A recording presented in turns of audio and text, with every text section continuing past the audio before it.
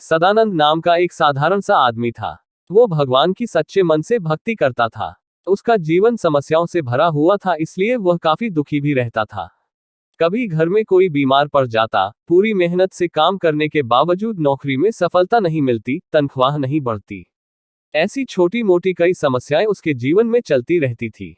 सदानंद अक्सर यह सोचता था कि वह तो किसी भी तरह का गलत काम नहीं करता है, फिर भी उसके जीवन में इतने दुख, इतना कष्ट क्यों है।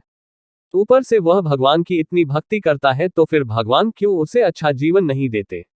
उसे जानने वाले लोग भी उसको प्रोत्साहित करते और कहते हैं कि तुम्हारे साथ सब अच्छा होगा, तुम भगवान की इतनी भक्ति जो करते हो।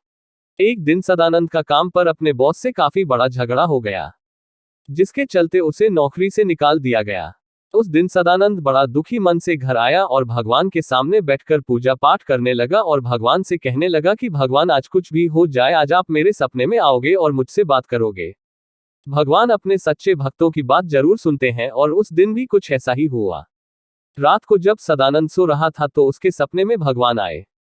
भगवान को अपने पास पाकर सदानंद ने अपना मन भगवान के सामने हल्का करना शुरू कर दिया।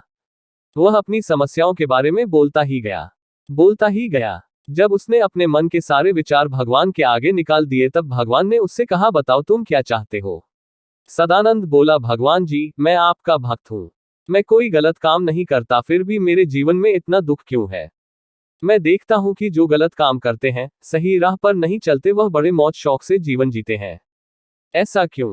भगवान ने सदानंद से कहा, यह सब एक चक्र है जो कई जन्मों के पाप पुण्य के हिसाब से चलता है। सबको अपने अपने हिस्से के कष्ट भोगने ही पड़ते हैं। फिर भी तुम मेरे सच्चे भक्त हो, इसलिए मैं तुम्हें एक उपाय बताता हूँ। तुम सुबह जब उठोगे तो तुम्हारे घर से 10 किलोमीटर दूर जो पुराना मंदिर है, वहां एक बरगद का पेड़ है। वहां पर तुम अपनी सारी समस्याएं एक चिट्ठी में लिखकर चिट्ठी को उस बरगद के पेड़ के पास रखकर आना, और तुम्हारी सारी समस्याएं खत्म हो जाएगी।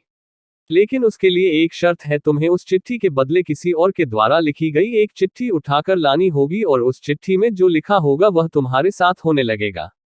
सदानंद बहुत खुश हुआ और भगवान को धन्यवाद दिया। सदानंद जब सवेरे उठा तो उसे सपने की सारी बातें याद थी। वह तुरंत नहा धोकर उस पुराने मंदिर के पास वाले बरगद के पेड़ के पास पहुंच गया। उसने अपनी सारी समस्याएं एक चिट्ठी में घर से ही लिख कर रखी थी। उसने वह चिट्ठी बरगद के पेड़ के पास रखी है और जाने लगा।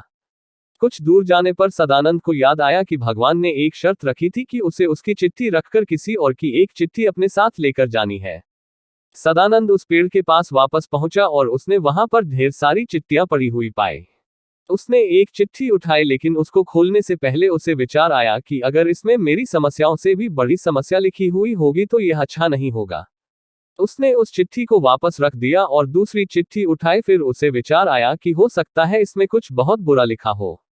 शायद इसमें लिखा हो सकता है कि उसका कोई परिवार का सदस्य गंभीर बीमार हो, या मरने वाला हो, या कुछ उससे भी बुरा। उसने एक के बाद एक कई चिट्ठियां बदली, लेकिन हर बार उसकी इसी बीच चिट्ठी को खोलकर पढ़ने की हिम्मत नहीं हुई।